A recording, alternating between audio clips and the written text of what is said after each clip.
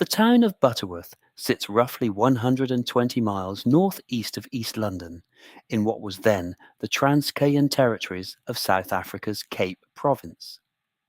On the 3rd of July, 1914, 4 weeks before the assassination at Sarajevo dragged the British Empire into the First World War, a son was born in the family quarters of the local police barracks to Sergeant Major Cecil William John Pattle, an Englishman in colonial service, and his wife Edith Brailsford. They named the boy Marmaduke Thomas St. John, after his paternal grandfather, a Royal Horse Artillery captain who had resigned his commission and sailed for the Cape in 1875.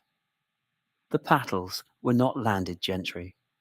They were the workaday administrative bone of empire, the sort of family who taught their children to shoot rabbits before they taught them to write a proper letter. By the age of 12, the boy, who would be known to the Royal Air Force simply as Pat, was building Meccano models of aeroplanes on the kitchen table and pulling apart the family Ford. He passed his junior certificate with first-class honours, boxed for his school, and developed a marksman's eye on hunting trips into the veldt.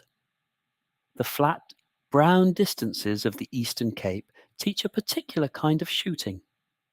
You learn to allow for wind, for the curvature of the ground, for the way a buck will jink at the sound of the rifle bolt. It is, broadly, the same set of corrections a fighter pilot makes when laying off deflection on a turning aeroplane, and Pattle would later become known for it across 2 air forces. In 1932, aged 18, he applied for pilot training with the recently formed South African Air Force at Swartkop, near Pretoria. He was turned down. The reasons remain disputed. One account, repeated in the Hermanus Online Historical Record, holds that he was failed for an inability to speak Afrikaans, which by the early 1930s had become a quiet but firm requirement of advancement in the Union's defence establishment. He took a clerk's job and a mining engineering correspondence course, and for nearly 4 years it appeared that the Cape Province had quietly closed the door on his only real ambition. The door opened again, narrowly, in March 1936. The British air estimates of that year, in response to the announced expansion of the Luftwaffe, authorised a sharp increase in short-service commissions. A small advertisement, placed in the Cape Times by the Air Ministry, invited Commonwealth applicants to apply directly to a Dastrel House on Kingsway in London. Pattle wrote, was accepted on the strength of his school record and paid for his own steerage passage to Southampton.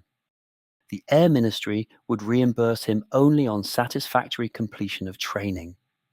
He reported to No. 3 Flying Training School at Royal Air Force Prestwick in Ayrshire in late June.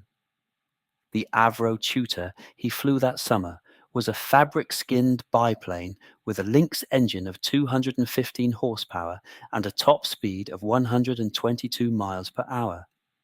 His instructors recorded that he soloed after 6.5 hours of dual instruction, which was less than half the squadron average and would, in a later war, have marked him out for fighter command on that test alone. Advanced training followed at Royal Air Force Turnhill in Shropshire on the Hawker Hart, and armament training at Royal Air Force Penrose on the Line Peninsula, where the assessment of phenomenally good shot was first written into his record. By the spring of 1937, he held the King's Commission, and the colonial reject from Butterworth was a pilot officer of the Royal Air Force. His first posting was to No. 80 Squadron at Royal Air Force Henlow in Bedfordshire in May 1937. The squadron was in the middle of converting from the Bristol Bulldog to the Gloster Gauntlet Mark II, the last open-cockpit biplane fighter ever to enter frontline British service. The Gauntlet carried 2 synchronized .303 Vickers machine guns in the upper cowling, fired through the propeller arc by means of a Constantinesco hydraulic interrupter gear and could be coaxed to 230 miles per hour in level flight at 15,000 feet. To a generation of pilots reared on accounts of the Western Front, it was a thoroughbred. To a young Pattle, who had read every word he could find on the new German Messerschmitt monoplane, then undergoing trials at Travemünde, it was already half a museum piece. In May 1938, with the Mediterranean situation deteriorating after the Anschluss, 80 Squadron was ordered to the Suez Canal zone, embarking aboard the Bibi liner Lancashire at Southampton and disembarking at Port Said. The squadron's permanent station became Royal Air Force Ismailia, 80 miles east of Cairo, set on the western shore of Lake Timsah, where the Sweetwater Canal meets the main waterway. The Squadron Operations Record Book, held under reference Air 27/663 at the National Archives in Kew, lists Pilot Officer Pattle as Flying Gauntlet K 7819 on routine patrols over the canal and the desert tracks running west towards Mersa Matruh. The technical limitations of the aircraft mattered less than the texture of the work. 80 Squadron was tasked with what the Air Officer Commanding Middle East, Air Chief Marshal Sir William Mitchell, termed in his quarterly returns air control and frontier policing. That meant low-level cooperation flights with the Army, gunnery exercises against canvas drogues towed by Vickers-Vincents, and the occasional uncomfortable encounter with tribal marksmen along the Transjordan border. Pattle's logbook for 1938, fragments of which were later reconstructed by the historian Christopher Shawes, shows an unusually high proportion of air-to-ground gunnery details. He was the sort of officer who would request additional ammunition allocations from the station armory simply to expend them at the range. The Penrose assessment proved no exaggeration. The squadron's armament officer, Flight Lieutenant Stanley Godden, reported in late 1938 that Pattle was returning percentage scores on the front gun target of between 85 and 92%, against a squadron average that hovered around the high 30s. The figures are preserved in the Air Historical Branch papers under AIR 41/35. What this meant in practical terms was that when Pattle fired a 2-second burst of roughly 40 rounds per gun, very nearly all of them struck within the 8-foot ring of the target. Most fighter pilots of the period, in any air force, would have considered themselves competent if a quarter of their rounds did so. The squadron also conducted what its diary politely referred to as anti-locust operations. In practice, this involved Pattle being scrambled with a rifle on at least one occasion after a forced landing south of Amman to assist a Black Watch convoy that had been ambushed by Arab raiders. The official account, recorded later by his squadron mate Edward "Tap" Jones, has him joining a bayonet charge. Whether or not the Zulu war cries attributed to him in some retellings were ever actually shouted, the incident speaks to a temperament. He was small, slight, courteous, soft-spoken in the mess, and in combat utterly without hesitation. When Italy declared war on the 10th of June 1940, 80 Squadron was the most experienced regular fighter unit east of Malta, and Pattle, by then a flying officer, was its most accurate gun. Italy's declaration of war reached Cairo by Reuters teleprinter at 2200 hours on the 10th of June 1940. Within 48 hours, the Regia Aeronautica had begun raiding the British forward landing grounds at Sidi, Barani, and Sollum, and No. 80 Squadron was ordered up from Ismailia to Amria, west of Alexandria, with a detached flight pushed forward to the desert strip at Sidi Hanesh. The aircraft remained the Gloster Gladiator Mark I, the squadron having traded its gauntlets for the enclosed cockpit biplane in the spring. 4 Browning .3, O3s in place of the two Vickers, a top speed of 253 miles per hour, and a ceiling of 32,800 feet. Against the Italian Fiat CR 42 Falco, it was an even match. Against the Savoia Marchetti S.79 Sparviero trimotor bomber, with its 320 mile per hour cruise, it was already too slow. Pattle's first combat is recorded in the Squadron Operations Record Book for the 4th of August 1940. A flight of 3 Gladiators on patrol over the Western Desert intercepted a Caproni CA-310 reconnaissance machine escorted by 7 CR-42s of the 9th Stormo. The combat report, filed at Sidi Barrani that evening and held under AIR 50/12 at Q, has Pattle claiming 1 CR, 42 destroyed and 1 shared, before his own Gladiator, serial L8011, took cannon fire through the fuselage frame behind the cockpit. The aileron cables parted. He was last seen by his wingman, Pilot Officer Peter Wickham, going down in a flat spin south of the Halfaya Pass. He walked out. The account he gave to the squadron adjutant, Flight Lieutenant Pat Dunn, was characteristically dry. He had jumped at roughly 2,000 feet, drifted east on a light northerly, landed in soft sand, buried his parachute, taken a compass bearing, and walked for the better part of 2 days on the half pint of water in his flask. He was picked up on the 6th of August by an armoured car patrol of the 11th Hussars, which had been operating along the wire fence the Italians had strung along the Libyan-Egyptian frontier. He returned to the squadron on the 8th, unshaven, sunburnt across the bridge of the nose, and asking only when his replacement aircraft would be ready. Through the late summer and autumn, his score climbed in the 1s and 2s that characterize desert air fighting. A second CR-42 on the 8th of August, a third on the 17th. By the time Mussolini launched his cross-frontier offensive on the 13th of September, driving Marshal Graziani's 10th Army across the wire towards Sidi Barrani, Pattle had 4 confirmed and 1 shared. The figure is modest by the standards he would later set, but it placed him in the upper bracket of Middle East Command fighter pilots for that period. Air Chief Marshal Sir Arthur Longmore's situation report to the Chiefs of Staff, dated the 28th of September and held in CAB 79/6, noted with some satisfaction that Italian raiding had fallen off sharply opposite 80 Squadron's sector. The squadron's tempo was, by Battle of Britain standards, slow. 80 Squadron flew, on average, between 4 and 6 operational sorties a day for the whole flight. The desert imposed its own discipline.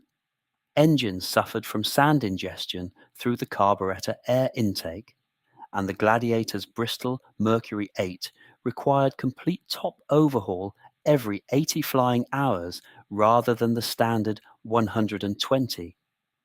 Pattle, who had stripped his father's car as a boy, took an interest in the fitter's work that was unusual in an officer.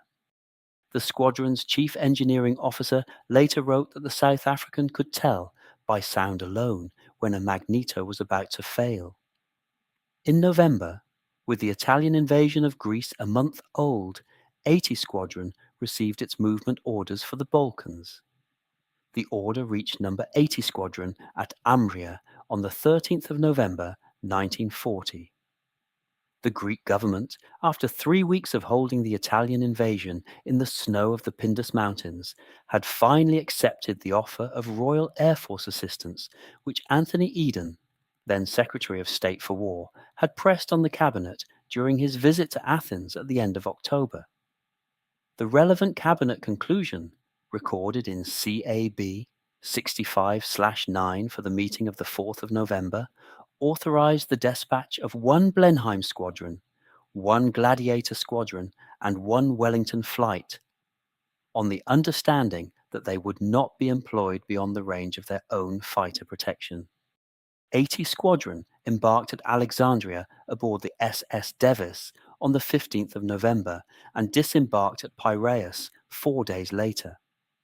From there, the Gladiators were flown onto the airstrip at Trikala in Thessaly, and from Trikala forward to Yanina, within sight of the Albanian frontier. Yanina was not so much an airfield as a flat field of sheepgrass at an altitude of 1,500 feet, surrounded on 3 sides by limestone hills that rose to over 6,000. The Greek winter of 1940 was the worst in living memory. Pattle's logbook for December, again reconstructed from the squadron diary held at the Imperial War Museum under reference MISC 743, records that the Gladiators frequently could not be started until mid-morning because the engine oil had congealed in the sump overnight.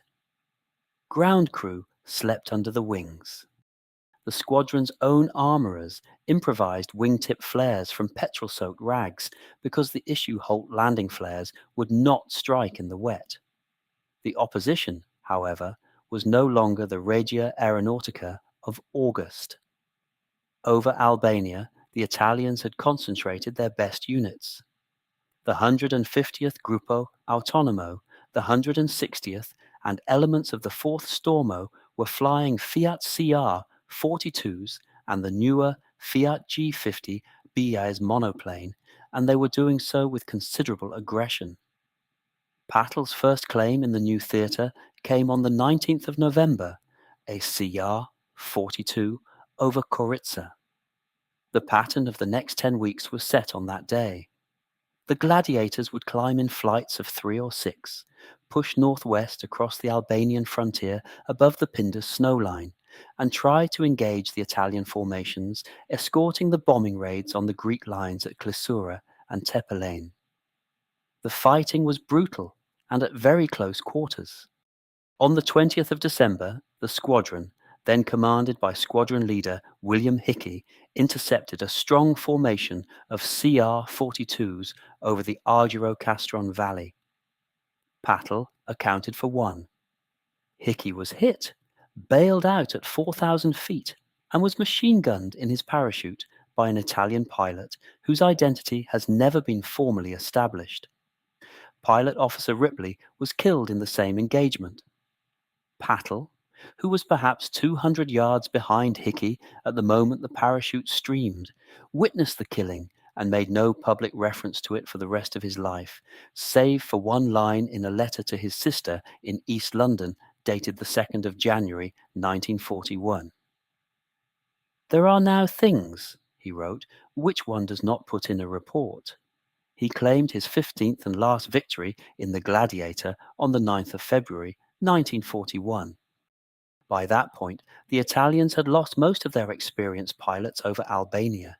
The Greek Royal Hellenic Air Force had been reduced to a handful of Polish PZLP 24s, and 80 Squadron had become, in the words of the Chief of the Air Staff's weekly summary for the Prime Minister, the most successful Allied fighter unit of the present war.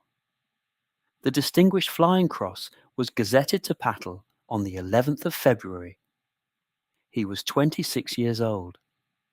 The Hawker Hurricane Mark Is reached 80 Squadron at Paramythia, the deep-cut valley airstrip the pilots had nicknamed the Valley of Fairy Tales, on the 20th of February 1941. They were not new aircraft. Most had served with No. 261 Squadron during the defence of Malta and bore the patched bullet holes to prove it. 12-cylinder Rolls-Royce Merlin. 3s of 1,030 horsepower, 8 Browning .303 machine guns in the wings rather than the Gladiator's 4. A top speed of 316 miles per hour at 20,000 feet. And a ceiling of 33,400. To a pilot who had spent 4 months freezing in an open cockpit biplane, the Hurricane's enclosed greenhouse canopy alone was a small luxury. To a marksman of Pattle's caliber, The 8-gun harmonization pattern set by the squadron armourer at 250 yards rather than the standard 400 was something closer to a transformation. He flew his first Hurricane sortie in V7724 on the day the aircraft arrived. The mission was an escort task for 16 Bristol Blenheim light bombers drawn from 84, 211 and 30 squadrons, attacking the Italian forward airfield at Berat. The Italian 154th Gruppo Autonomo scrambled their G.50 bis from Berat itself, climbing late into the higher hurricanes. Pattle claimed 2 destroyed in his first afternoon on the type. By the end of the month, his personal tally, counted strictly from confirmed claims, stood at 21. By the 4th of March, with 3 G.5s down in a single engagement over the Himara coast, it had reached 24. The bar to the Distinguished Flying Cross was gazetted on the 11th of March, 1941, the citation drafted by the Air Officer Commanding in Greece, Air Vice Marshal John de Albiac, and signed off by the Air Council the previous week. The text, which can be read in full in the London Gazette of that date, recorded 23 enemy aircraft destroyed and praised a courageous and skillful fighter pilot whose example has been a magnificent inspiration to his squadron. The figure of 23 was, by then, already out of date. It was also the last official tally the Air Ministry would ever publish for him. Every subsequent victory, of which there would be many, was destined to live or die on the strength of squadron paperwork that was about to be put to the torch. On the 12th of March, Pattle was given an acting promotion to Squadron Leader and posted across to No. 33 Squadron at Larissa, in Thessaly, to take command. 33 was the senior fighter unit in Greece, had been in country since the previous autumn, and had lost its commanding officer, Squadron Leader Edward Howell, when Howell was shot down on the 14th of April. Pattle, in fact, took the squadron over from its temporary commander, Flight Lieutenant George Rumsey, who would later become his adjutant. The famous Imperial War Museum photograph, catalogued ME RAF 1260, shows the 2 men standing beside a hurricane at Larissa in mid-March, Pattle on the left, slight, dark-haired, his battered service dress cap pushed back, Rumsey holding a clipboard. Under Pattle, 33 Squadron adopted a notably more aggressive operational posture. Where previous practice had been to hold the hurricanes at readiness on the ground and scramble against incoming raids, Pattle insisted on standing offensive patrols across the Bulgarian frontier and out over the Aegean approaches. The fitters worked overlapping shifts to keep 18 aircraft on the line. The squadron diary for the last fortnight of March records an average of 3 sorties per pilot per day. The German army crossed the Bulgarian border into Greece by way of the Rupel Pass at 5:30 on the morning of the 6th of April. No. 33 Squadron was at cockpit readiness at Larissa when the Bulgarian frontier was crossed. The first patrol of the war against Germany lifted off at 11:45 hours on the 6th of April, 1941, Pattle leading 9 hurricanes north towards the Rupel Pass. The intelligence appreciation, signalled overnight from Athens, had warned of escorted Stuka raids against the Greek frontier forts. What the squadron found instead, at 12,000 feet over the Struma Valley, was a formation of approximately 20 Messerschmitt Bf 109s of the 3rd Gruppe of Jagdgeschwader 27, freshly redeployed from Tripoli. The Hurricane Mark I was, in level flight at altitude, some 30 miles per hour slower than the 109E. It turned tighter, and that afternoon, with the German pilots committing to a turning fight, that single advantage was decisive. The squadron claimed 5 Messerschmitts without loss. Pattle's share was 2, Oberleutnant Arno Becker, killed in his cockpit, and Lieutenant Klaus Faber, who bailed out and was taken prisoner by Greek mountain troops. The two victories took Pattle's running total to 26 and 27. What followed between the 7th and the 20th of April is the period over which the historical record fractures. The Squadron Operations Record Book for 33 Squadron, which would normally have been the authoritative document, was burned at Eleusis on the night of the 23rd of April, along with the cipher books and the signals log, in the hour before the ground crews were ordered onto the lorries for Argos. What survives is fragmentary. The personal flying logbook of Flight Lieutenant William Vail, Pattle's senior flight commander, recovered from Egypt after the evacuation.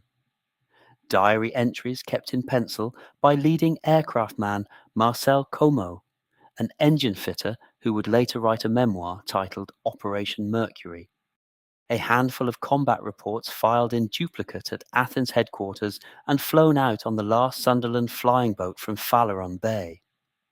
From these, the historian Christopher Shaw's, working through the 1960s and 70s for the standard reference work Air War for Yugoslavia, Greece and Crete, reconstructed a probable sequence.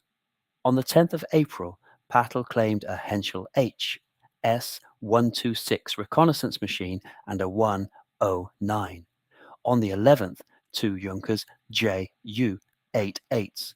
On the 12th, his score had reached the mid-30s. The 14th of April was his first ace-in-a-day performance, with 5 claims spread across an Italian CR-42 in the morning, and 4 German aircraft, 3 of them Bf-109s, in the afternoon. On the 15th and 16th, he claimed 3 more. Pneumonia, which had been threatening him since the squadron's withdrawal from Larissa to Eleusis on the 15th, took hold of him properly on the 17th. The squadron medical officer, Flight Lieutenant Roald Quirk, ordered him to bed.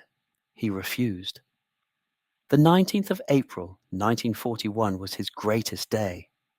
The squadron, by then sharing Eleusis airfield with the remnants of No. 80 Squadron, under his old comrade Edward Jones, put up 2 patrols against a major German raid on Greek shipping in the Saronic Gulf. Pattle flew both. 6 claims were recorded in his name across the day. 2 Ju-88s in the morning, a Bf-110 and 2 more Ju-88s after lunch, and a Bf-109 at last light. The Como diary records that Pattle returned from the final sortie, unable to lift himself from the cockpit, was carried to the dispersal hut, and slept for 9 hours wrapped in a tarpaulin. His running total, by Shaw's reckoning, now stood at 50. The Air Ministry in London, which knew of him only through the citation of the 11th of March, still officially had him at 23. Pattle woke at 5:30 on the morning of Sunday, the 20th of April, 1941, with a temperature, by Como's account, of 103 degrees Fahrenheit. The Eleusis dispersal hut, a single-room corrugated iron affair with 2 camp beds and a paraffin stove, stood at the eastern end of the airstrip, 16 miles west of the Acropolis, on a strip of reclaimed marsh that the Athens to Megara railway ran straight through. The combined strength of numbers 33 and 80 squadrons that morning, after a fortnight of unrelieved operations, came to 15 serviceable Hawker Hurricanes.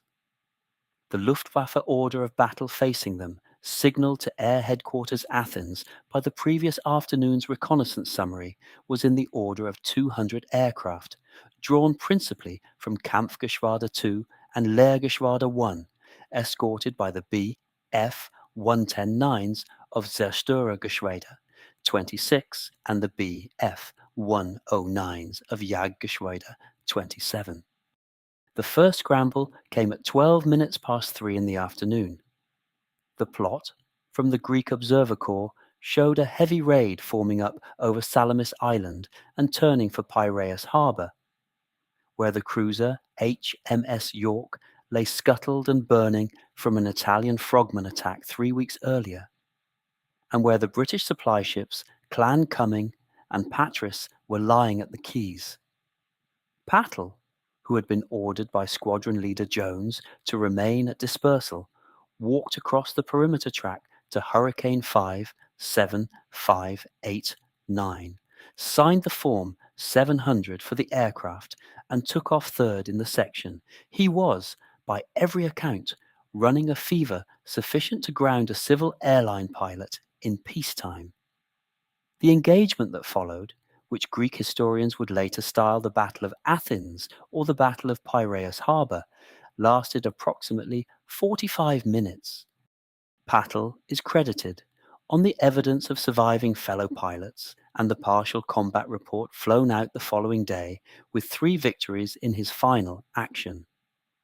A Junkers Ju 88 of the 2nd Gruppe of Lehrgeschwader 1 went into the sea off Salamis at roughly 15:30 hours.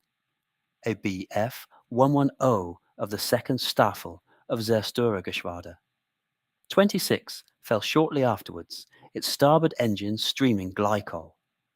A second Bf 110, the lead aircraft of a swarm that had positioned itself onto the tail of Flight Lieutenant Timberwoods of 80 Squadron, was hit on the firing pass that Pattle made to save his friend. He did not save him. Woods went into the sea seconds before the leading Bf 110 caught fire.